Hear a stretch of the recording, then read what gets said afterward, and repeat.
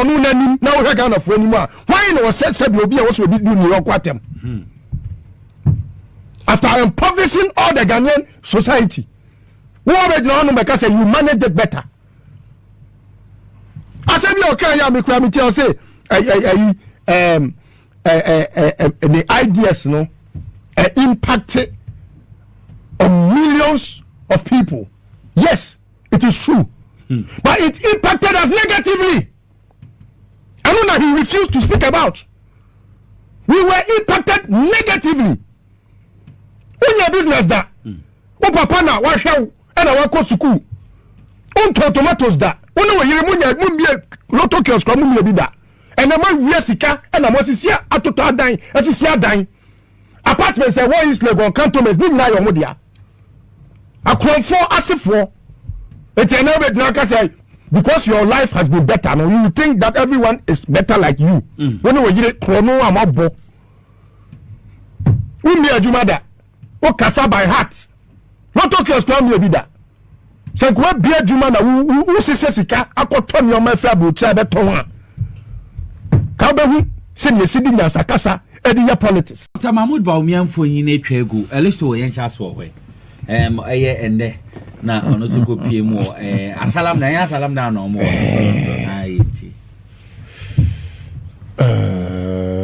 okay anyway if I mean the Ukrainian me I normally don't see why Bawumia as would be a failure like him should ever be on a table for discussion. Normally I think say we have a task at hand. Quick task is because the Bawumia Akufo Addo regime or the Akufo Addo Bawumia regime woefully failed to attend to the core needs and plights of the ordinary Ghanaian. And you know, what they are saying, Adiama may discuss is because maybe we want to discuss the failures, then we know that it's a no-go area for this government. Penifo baby say you do amanfonso na kaya no nti baby I do ya amanfonso tina me be kaya no. I normally don't take my time to listen to very unserious persons and personalities like Bawumia. Hwe de ya na ehyemebufu pa we wiasin kese pa ye obi a na adwene ye ne se onimnyansa chen obi. Wabra ya man opportunity so meson na no sum na osum ye no whole records he said something just that he couldn't be deep with the explanation and he thinks or you're wiser than you feel the pinch when he was vice president. What I say if we are saying you the jawa near the aswao ura to time and in I MPP said no general secretary when MPP was MPP many are those who didn't like Bawumia to be the vice presidential candidate of the MPP. Now their reason was that he had no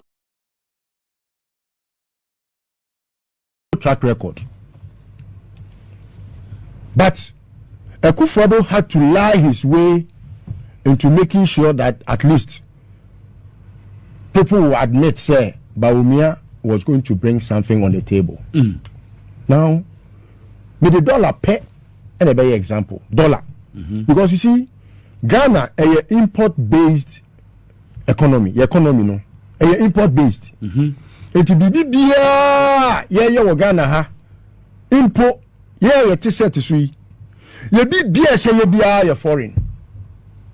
Including ufugu ufugu no locally no oma add value to a raw material a foreign because ahoma na ye dey here fugu we ifrabuche na buy ena ye dey krohinko anwene ahoma no ama na ye ntoma ena yakeka si ani ena yapam ena hyew ono bo atare ehemi material no ya anya no Ghana ha tailor there or you made in Ghana. The tailoring was done here. And now honorable. Midway, same. And an import-based economy, no. The most important idea was every economist, and I say economic, your friend is a manager, Biano, will pay attention to how the CD, the local currency, no. Kwasisa, akoto a foreign currency, yadiko jasu, akoto nyoma, import to Ghana, no. A bit in stability. Now, said in previous. If Bawumia could at least for once tell himself the truth, all the $4 and not dollar is saying, granted, now your 4 cedis. All corona dollar is saying, then you tell me, because we are doing now a damn team, we are doing now, we are doing a new epi, because we will trade. No bad job on thing. Then you tickle yourself and laugh because what do you say? So we knew who now was Syria. Syria be Syria. Then you tell me you were the best to have managed the economy of this country. And your best performance is 17 cedis to a cedi. 17 cedis to $1. Not my best in the studio, huh? Let me know, pa, do Mahamadu ya. Wako appointed Ato Forson wa force ama dollar no free 17 ababedru 10 10 no krampo no me sure say nko say yire ne ho a enka be ko further down ebi a ye to koko because so no ye export to yoma ye di koko ko ye oil a ye ton entino your honest, your tonus, you $1 say ya. You tell me your money not 10 higher kakra. What you say? Then you it is sometimes they allow for Bawumia member and colliding penny for them. Because but not TV so no kasa say no catch na wona say ne. Usika na wo de $1 no kane no ukura 400 cedis now $200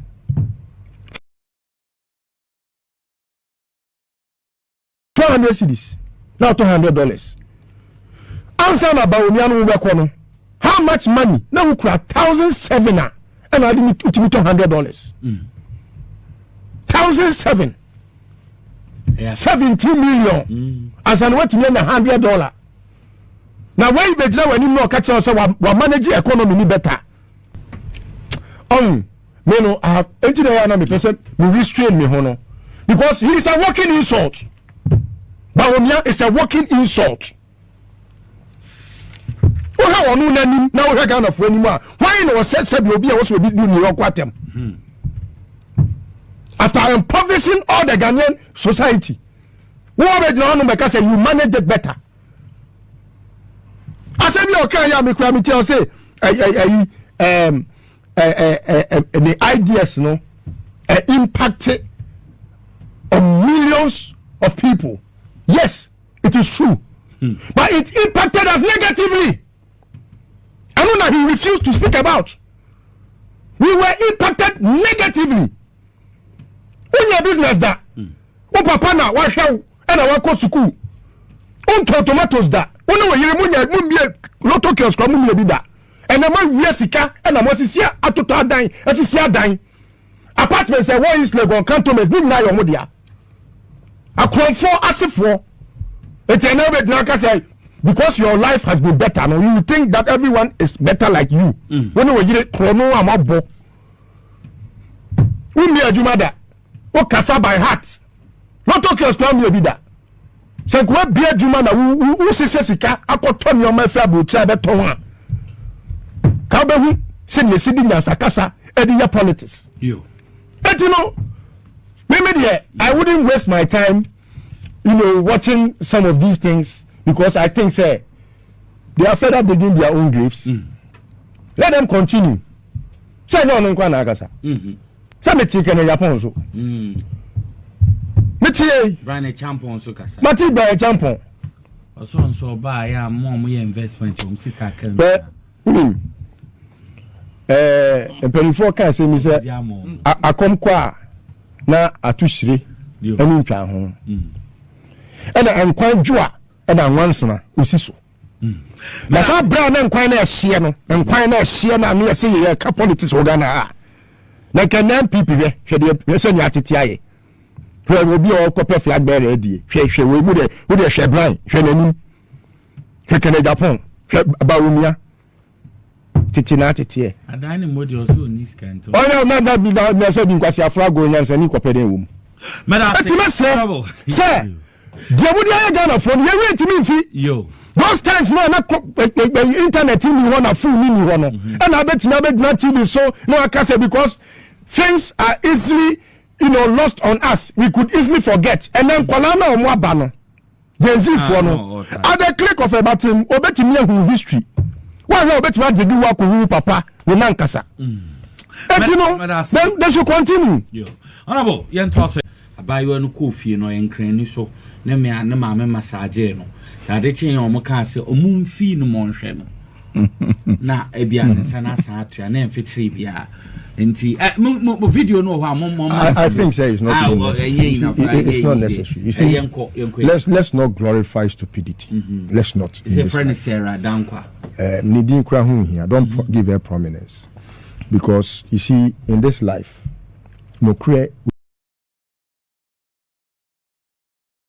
odin kan na kontompo ba wia no abedin kunim udi kan a enyen kunim de o okay tini ase udi kan quarter na woni bem ubetimi adi kan sene rough mimi aketwa no sebi I will not by any stretch of imagination say sebi this only rough because of Asemba Kumienu. Sometimes I tell him about how exuberance no ewo and I think we can still get the same results through other means, but again another rough we have Rich Hospital. Me the Ghana Medical Association court over a very stupid and useless strike action a cause the death of many lives, to the extent that lives now you lose no matter how much they were looking for none of the lives that you lose could be resurrected. Me lose me yaba free over doctors are almost strike out of pain me call court se mentias ye say obi ya watchman obi enforce so nko ya watchman me say obi aso nko ya doctor eni asofudie ni na ye calling wa na wo pe na aso be doctor obi pe oso be ye kuani obi pe oso be carpenter obi so be police ni obi so be soldier ni obi anse obi me pacho mini aba mausia or fire service ye chia no madam Daniela obi for so so ko fire service no onu na de ne pe okọ ye so so sanse wo wakoma pa ewotima ewodo odo mande mind no o ye adwuma pa hwe da bia na adwuma de na koduru epe say onu na ye chief fire officer owura yo what's as you so person police ni why police your friend is a recruit why a lance corporal through all ranks para be IGP me pacho obi na share so ko IGP no obi na share so ko police no we na wo so person we doctor and na wo go school na wo be doctor we na so person we nurse and wo go school na be nurse adwuma bia no ye wo ho mra ene hyehyeye hwe adwuma uni sa akoma eni odo emanipa enye bi danfa bi nto ho so da wa ya baba be ya no me amawo oni wa busua adwuma efe nipa nkwa ho hwe doctors we do call court no we pose just one question Gary ni mako MPP lawyer ni na wa bon no won na na lawyer Sir John me ko sia omo e wa Afrikiku na me te ho de ntia me call court no e na me de omo call court say MPP for na show machi na omo ko strike se na be ya do Mahamadu Begu ase na no omo nim se ade a no omo ye no eye jini e na no omo e fra ba omo aho do Mahamadu na mo pese mugu nani mu ase no ono yare a otu kwa ya no akwa manone so ankwa manone kura pa ne doctor for kura no se bi omo betu play no ma bagana ha mimi ni na yete from na se bi ya sensan no wo se ya gye ye ho no e na ya twa ye ho no ye to abro e na ye tan ye yem se bi eti judge no ti oba e na me see my lord the front page of the daily graphic newspaper adokutafo na omako strike no baako wakodi aduane amanafa ne yem a owu yesi food poison enti yade na protect 7 military hospital adokutafo e wo ho no man ko strike say ko muso ko strike enka hefa ne yebisa doctor ni na wo yare ne yede befa ejini wo hypocritical officer wo ko ya doctor adwuma no na wonim say doctor adwuma na form enya se me ke so na me ka say aban e mo mu treat omu ye o hwe omu ye adan sabi odwuma ye ni akatua fata no e wo tro samim na se wo be ye dwuma ye ni na wo be twe adwuma na fa wo bo enya kuma pa na odi ye adwuma no wo ma mi betimi ayare he doctors ne ba ko I'll tell a story madafo pa o doctor ni no wo tema ne maame ofi kumase o ne maame ti kumase omoko strike mini ni din ko na make a chance say me de mo court also o dey mo sorry abu politics na me de omoko court onu kura twa be di matem uni zane maame wuye strike no omoko ye no ya rase ne maame tu konfonoche wo so tim o fam se ne maame wu na me na tia woka yakopo be se tia woka biem me ka tira o na me be se tia woka biem mi ko da we ye me nko manko ensan de be de ko mom eno kura mi ni ho ni jimi ne kwasia na agi mi dwan wo ye nasa enso what obi ya driver na drive ko adwuma onu driver ne ka so ko strike abetima ko adwuma so police focus omu ko strike nda woni de be si Ghana bonne de who are you we are nurse and so what me won nurses baby wo mi fie na se omu ko strike mi bu so say die nti na omu ko strike sa kwasi ampani tenkran ai tu no wonu na say omu ko strike me no fa se me friend bu say die nti na omu ko strike wo say onim die nti omu say enko strike eso omu ko strike omu dey say omu wo ye obafan wo say wo ye oni say wo say ne to abo ponchi wo say wo say ni radan ho oni say ne we de no say no politician na wo ne ne ko no mi na me te fom a wo ne wo a wo ne wo a wo te ya te fom no politician na ne ko no e fa so be na benya fi so ye ni e be bre enti sabi kwa yo wo ya wo ho asembe na sabi aba raf wakwaka me amitie me nyan dusty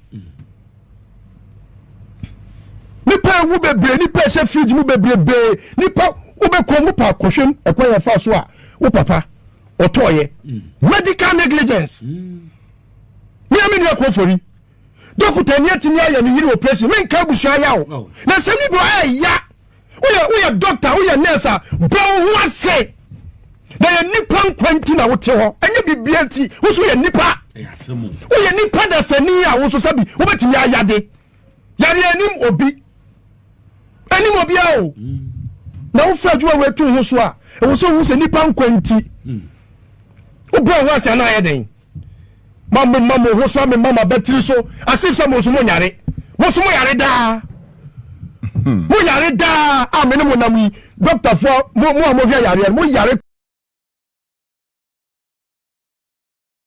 crache patients da mo shia eti mo mre mo ho ase ya na raf ya bu me nsem After you do question as you want, yes, if you see it, we say we fracture beyond by. Who can fracture no?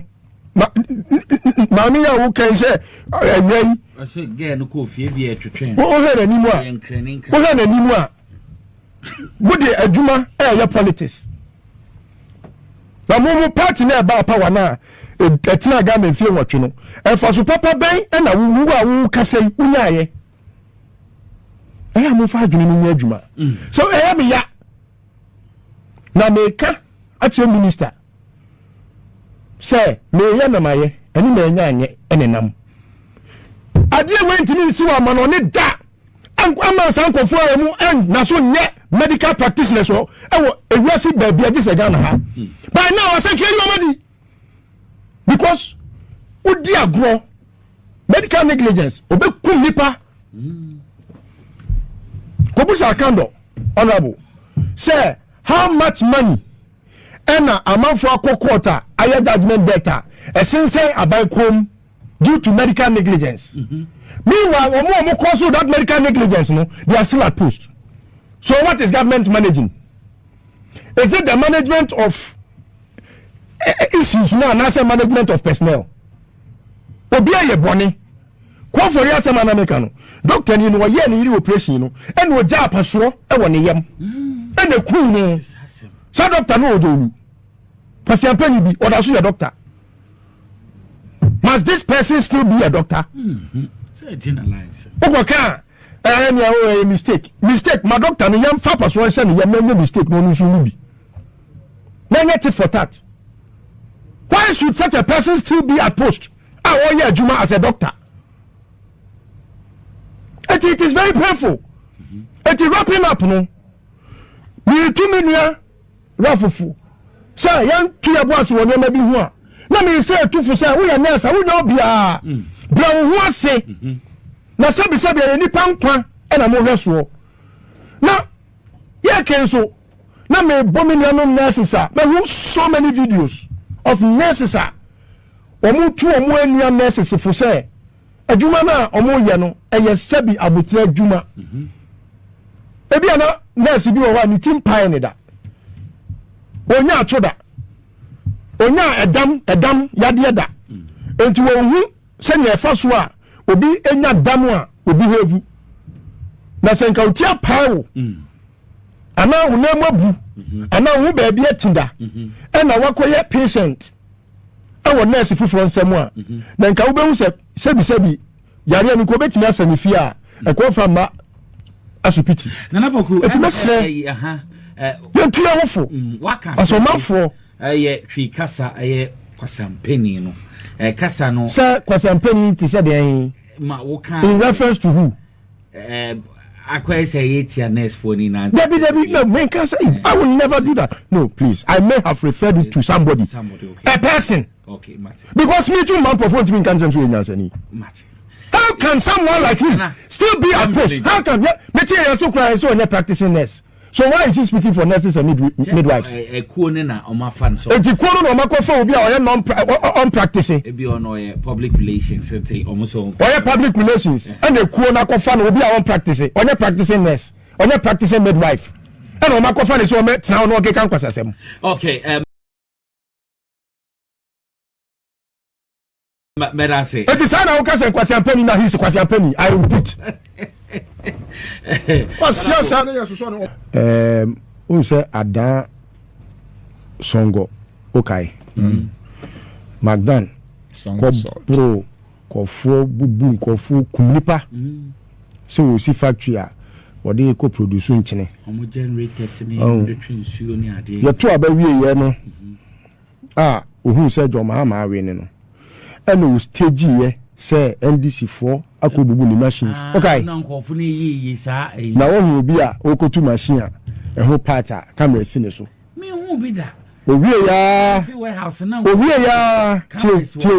ya na joy news any joy FM4 and so yes and report to be look I have said it on countless times say Magdan is very unintelligent and you see sometimes secret ni kodi kwasi aboto I'm not saying sebi. I'm not being insulting, but sika eyebe. Say sika timi kodi kwasi abotom. As a matter of fact, as early as possible, I was abandoned any coho. Now say Matisse has seen the workers now no move to almost strike. I think today is about the 11th day since they went on strike. And Chini sense no omo source of livelihood no 10 be wholly free. So who will be a doctor, will be a professor, will be a wine if radan a yanchini na ahwe na mana kodu ba bia wadu. Intimate say omo can be a woman. Omo for mini chire ho. E ma omo mane nyansa na omo ka se ni hu yanka because they say baby aduro no. So madan o nimu osi kro ni mu ahwe a wontimi o mafie.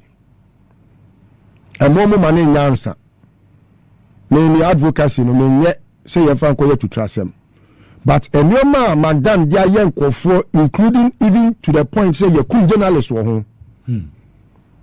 Amene nipa o mewu because of sebi onu ni bottom sika wo penti no nipa ya bro mu mrewafo a ye di ebuo ne nioma bubu omu trim se ye mo mu si omu ankasa asase asebi omu nananom kanso no matu ntine wo so e di ahwe wo mo abo omu bra bepinne na twa abaya dwensi so. A proper communique will be served on the presidency for them to take action. Number 2, a lands commission. Matisse you say omo per board chairman ni ho sensem. Look, a ban should be serious. Since 2003, and a ban has spending over $200 million. They say Bank of Ghana say $1 but Sikana ya spending it here, it was in dollars. So I'm talking about things in the past. $200 million say the land management.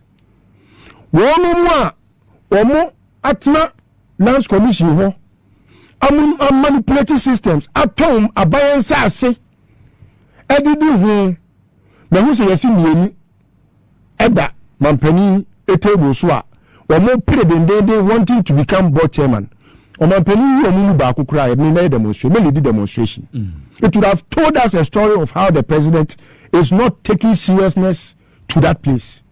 Say land commission omo ma contract omo ntimi a car land commission is in billions.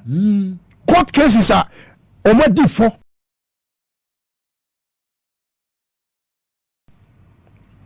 including if you also for a village in one land commission and Owusu case in court. We no 2 over or 2 land commission for lawyer Kwame Jan. Now what's up for one side it necessary. Say me mpese meti Kwame Jan di or can we be in a land commission deteriorated to how bad it has become. Me so my contract 100 cedis community media. Their kitty is empty because embezzlement nyoma be brako so hono and all those that are trying to find themselves to that position of chairmanship no aban me said Mahamadu leader from power. I'm just making them aware say minim omumodus operandi ya fifa back door John Mahama na so that form. But I'm advocating here on this platform knowing say minim so mampeni abadia so my kura on utie news untie na onfemu aba misi onye de untie where Suleiman and Mahama ne hwan ne sa your friend say acquire omupe aban should be minded. Say a car setter that place needs a total overhaul. So these are the few things maybe be okay. And sana yebeko enome good table. Bibi aboko de. Oh boko. Ejum to say. Ejum de eye. And say it is oko talk akra. Oh mi koto etie for mi chiam. 16 regents ni. Ni nyina mi koto mi chiam etie for any ma ho ache. Oh me ho honorable. Yeah, honorable. Me office no kukura ti semia nte ya be chiam. Oh, no, we can go. And I'm ready. Saying, why are they publicly? But oh no, you know. But say I decided I would let everyone settle after a year, or maybe after some time. Because you say okoye unya kunya grant na so we could do honum cry somewhere good so baby. Oh. Because your predecessor was a failure. Oh yeah, mini antino. It's intentional, but I'll come. No so on my Ebiana, oh say never. You be rahon sana, who say o staff no. Sometimes I seem swab they say. Oh, there be me there baby abe fa ba me ho no. Who shall staff be brave. Oh, okay. Ufra brosa na ubi gate na ura me secretariat. Oh. Koko amen bia ne ho. Oh, okay. Ene meba. Na besra me. Matipa. Yes, you phobia no say bro.